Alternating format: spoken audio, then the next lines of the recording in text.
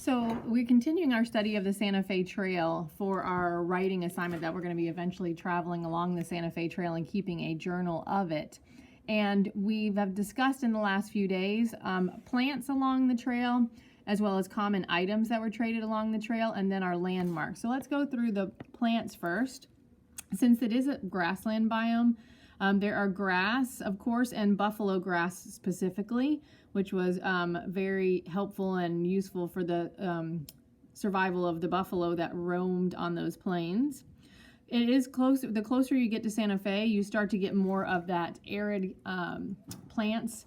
And so you have cactus and yucca, and they bloom with flowers. You often hear Lizzie talk about everything being very stark and barren, and then all of a sudden in the next moment very colorful, and those would be coming from those blooms from the cactus, which are very prickly and pokey at sometimes, and then they bloom with beautiful flowers.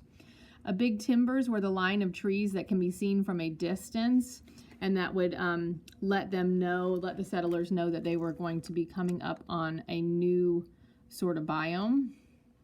Common items that were traded along the Santa Fe Trail: beaver pelts, buffalo robes, belts, cloth, blankets, tobacco and pipes, gunpowder, tools, dried foods, and beads. The native people especially really liked the beads, and they would purchase, or they would trade with the traders something that they had that the traders would want for those beads to embellish the clothing that they made out of the hides of the animals that they utilized for both food, shelter, and clothing.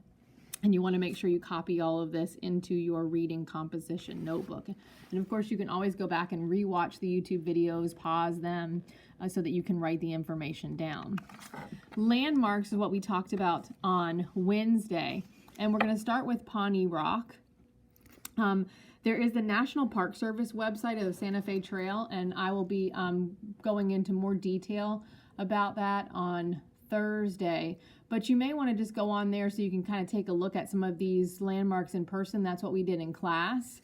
Pawnee Rock is located in Kansas, and the tribal people could climb on this and to the top, and they would see the dust of the wagon trains from either Fort Laramie or Fort Zara, and it let them know that there were some wagon trains coming. Remember, most of the native people along the Santa Fe Trail were harmless and did not bother the settlers that were traveling along. Picos was something that the Pueblo people in the revolt of 1680 destroyed. This was a man-made landmark, and the traders passed by the ruins of this mission before entering Santa Fe. So it was toward the end of their journey. When they encountered Picos, they knew that they were coming to the end of the Santa Fe Trail.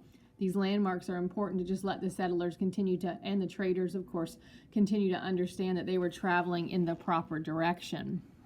Wagon Mound is in New Mexico. This landmark let traders know they were getting near Fort Union. And from a distance, it looked like a Conestoga, which is a certain type of wagon with oxen pulling it. And it's really high for that area. You know, you have a lot of just flat plains, and then all of a sudden this mound coming up out of the ground. Then our Spanish Peaks. These are twin mountain peaks located in Colorado. They were used as guideposts for travelers on the mountain route. Remember, Eleonora had said that she wanted to go along the mountain route, and Lizzie's father had said that they did not have time for that. So if you were going to be along the mountain route, you encountered the Spanish Peaks, and they were named this because the Spanish hunted for gold near these peaks.